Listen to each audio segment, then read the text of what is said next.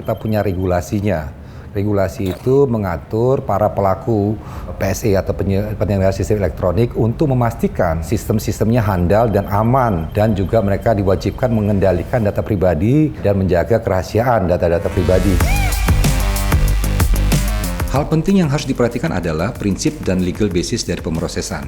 Jika penyelenggara sistem elektronik memproses data pribadi, PSE tersebut harus memenuhi legal basis dari pemrosesan data pribadi yang meliputi antara lain, apakah ada persetujuan atau konsens, apakah ada perjanjian, apakah ini untuk memenuhi kewajiban hukum atau legal obligation, apakah ini untuk menyelamatkan pemilik data atau data subjek atau vital interest, apakah ini ada kaitannya dengan kepentingan publik, dan yang terakhir, apakah ini ada untuk tujuan kepentingan yang sah yang lainnya.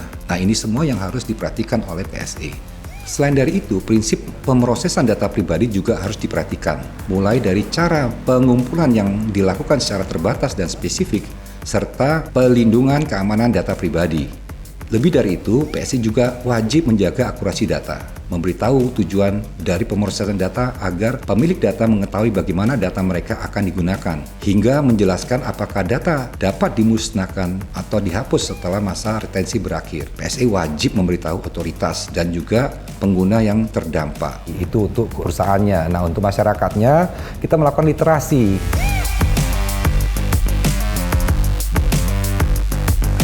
Kami punya kelas namanya literasi digital. Ada 4 kurikulum yang kita lakukan. Pertama adalah digital skill, digital culture, digital ethic, dan digital safety. Nah, yang terakhir ini, yang terakhir safety itu terkait bagaimana beraktivitas di ruang digital secara aman. Ini yang kita ajarkan. Dan ini secara gratis, bisa juga diikuti oleh masyarakat. Jadi masyarakat bisa melihat di website kami, atau biasanya ntar kita kasih notifikasinya lewat SMS.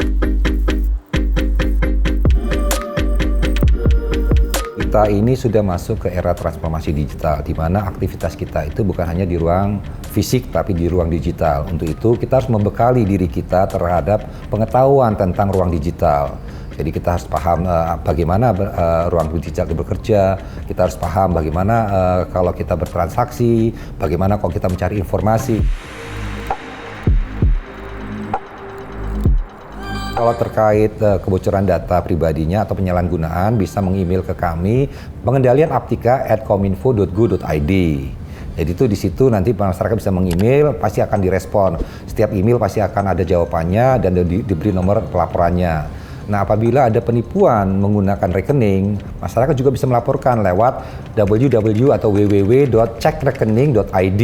Di sini apabila kita sudah lakukan verifikasi, kita langsung meminta bekerja sama OJK dan bank-bank untuk melakukan pemblokiran.